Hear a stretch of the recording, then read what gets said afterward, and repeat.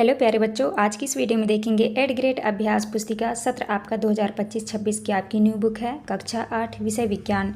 तो प्यारे बच्चों, आपको जो है इस वीडियो में लास्ट तक बने रहना है, जिससे कि आपको सभी प्रश्नों के जो है संपूर्ण सॉल्यूशन आपको मिल सके। आज की वीडियो में देखेंगे अध्याय 10 में दिया है ध्वनि। तो चलिए क्वेश्चन की ओर चलते हैं। तो यहाँ पर देख लीजिए, इस तरह से आपको भर लेना है, तो आप भर लीजिएगा अपनी बुक में। इसके बाद आता है आपका सही विकल्प चुनकर लिखिए। पहला क्वेश्चन है, तो आपका पहले क्वेश्चन का सही उत्तर होगा ए नंबर, इसकी आवृत्ति से। इसके बाद दूसरा क्वेश्चन है, दूसरे का आपका सही उत्तर हो जाएगा, दूसरे का सही उत्तर होगा सी नंबर, ध्वनि सुनाई देना बंद हो जाएगी। इसके बाद नेक्स्ट आता है आपका तीसरे का आपका उत्तर होगा डी नंबर, तबला। इसके बाद आता है आपका चौथा का उत्तर होगा आपका सी नंबर, केवल 1, 2 और 3। इसके बाद नेक्स्ट क्वेश्चन आता है आपका पाँचवा का आपको उत्तर में करना है तीसरा, आयाम घटाना होगा। इसके बाद नेक्स्ट आता है आपका रिक्त स्थानों वाले प्रश्न। इसके बाद है पहले में आपको भरना है आवृत्ति और दूसरे में भरना है आपको 20 हर्ट्ज। नेक्स्ट क्वेश्चन है तीसरा में भरना है आपको शोर, और चौथे में भरना है आपको प्रबल, और पाँचवें में भरना है आपको हर्ट्ज। इसके बाद नेक्स्ट आता है आपका अति लघुत्तरीय प्रश्न क्रमांक 3 का उत्तर करना है आपको। हाँ, हमारे गले में स्थित स्वर यंत्र वोकल कार्ड कंपन करता है। इसके बाद आता है आपका चौथा के उत्तर में करना है आपको पुरुषों की ध्वनि का तारतम्य कम होता है, इसके विपरीत महिलाओं की ध्वनि का तारतम्य अधिक होता है, इसीलिए इनकी आवाज़ पतली होती है। इसके बाद नेक्स्ट क्वेश्चन आता है आपका पाँचवा, तो आपको पाँचवें के उत्तर में लिखना है ध्वनि की प्रबलता आयाम के वर्ग के अनुपात में बढ़ती है, यदि आयाम दुगुना कर दिया जाए तो प्रबलता 4 गुना बढ़ जाएगी। इसके बाद नेक्स्ट क्वेश्चन आता है आपका छठवा, तो प्रश्न क्रमांक 6 के उत्तर में करना है आपको नहीं, आप कार के बाहर खड़े अपने साथी की आवाज़ नहीं सुन पाएंगे, क्योंकि शीशे बंद होने के कारण ध्वनि तरंगे भीतर प्रवेश नहीं कर पाती है। इसके बाद नेक्स्ट क्वेश्चन आता है आपका प्रश्न क्रमांक 7, तो 7 के उत्तर में करना है आपको किसी वस्तु के प्रति सेकंड में किए गए दोलनों की संख्या को आवृत्ति कहते हैं, इसकी इकाई हर्ट्ज है। इसके बाद आता है आपका प्रश्न क्रमांक 8, तो प्रश्न क्रमांक 8 में देख लीजिए, इस तरह से चित्र बना है ए और बी। तो यहाँ पे आपको उत्तर में करना है, पहले के उत्तर में करना है कि सीटी और ढोल बजाने पर अधिक तारतम्य की ध्वनि सीटी उत्पन्न करेगी। इसके बाद नेक्स्ट आता है आपका दूसरे के उत्तर में करना है आपको पक्षी की ध्वनि का तारतम्य अधिक होगा।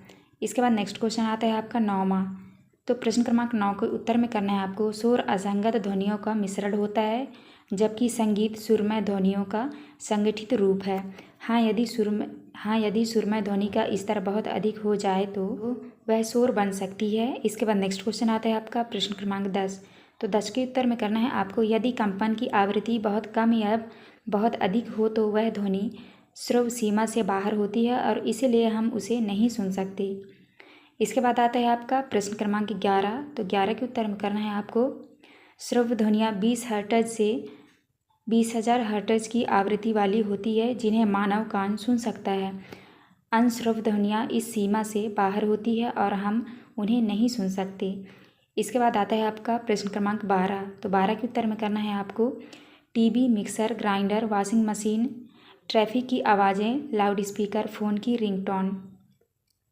इसके बाद आता है आपका दीर्घोत्तरीय प्रश्न क्रमांक 13 में है, तो प्रश्न क्रमांक 13 का उत्तर करना है आपको अवांछित और हानिकारक ध्वनियों का अत्यधिक स्तर ध्वनि प्रदूषण कहलाता है। यह कानों और मानसिक स्वास्थ्य पर बुरा प्रभाव डाल सकता है, जिससे सिर दर्द, चिंता और सुनने की क्षमता में कमी जैसी समस्याएं हो सकती हैं। इसके बाद आता है आपका प्रश्न क्रमांक 14, तो प्रश्न क्रमांक 14 के उत्तर में आपको करना है ध्वनि वस्तुओं के कंपन से उत्पन्न होती है। ये कंपन हवा के माध्यम से ध्वनि तरंगों के रूप में हमारे कान तक पहुंचते हैं। कान के पर्दे से टकराकर ये ध्वनि तरंगे विद्युत संकेतों में बदल जाती है, जो मस्तिष्क द्वारा ध्वनि के रूप में पहचानी जाती है। इसके बाद नेक्स्ट क्वेश्चन आता है आपका प्रश्न क्रमांक 15, तो आपको प्रश्न क्रमांक 15 का उत्तर जो है आपको इस तरह से कर लेना है, तो आप कर लीजिएगा। इसके बाद आता है आपका प्रोजेक्ट कार 1। प्रोजेक्ट कार 1 में क्वेश्चन दिया है, कम से कम 5 प्रसिद्ध भारतीय संगीतज्ञों तथा उनके द्वारा बजाए जाने वाले वाद्य यंत्रों की सूची लिखिए, सूची बनाइए। तो आपको यहाँ पे लिखना है वादक का नाम, वाद्य यंत्र का नाम और वाद्य यंत्र का चित्र। तो आप इस तरह से कर लीजिए। जैसे पहले में लिखा है पंडित हरि प्रसाद चौरसिया बाँसुरी, दूसरे में है उस्ताद जाकिर हुसैन, यहाँ पे आपको लिखना है तबला, तीसरे में है पंडित रविशंकर, आपको लिखना है यहाँ पे सितार। तो इस तरह से आपको भर लेना है। इसके बाद आता है आपका दूसरा क्वेश्चन। तो दूसरे क्वेश्चन में लिखा है साला घर मोहल्ले में अवलोकन कर ऐसे वाद्य यंत्रों की सूची बनाइए जो आपने देखे हैं। तो आपको उत्तर में करना है मृदंगम, ड्रम, सिलाफन, छोटे ढोल, तबला, हारमोनियम, बाजा, सेलेस्टे, पियानो,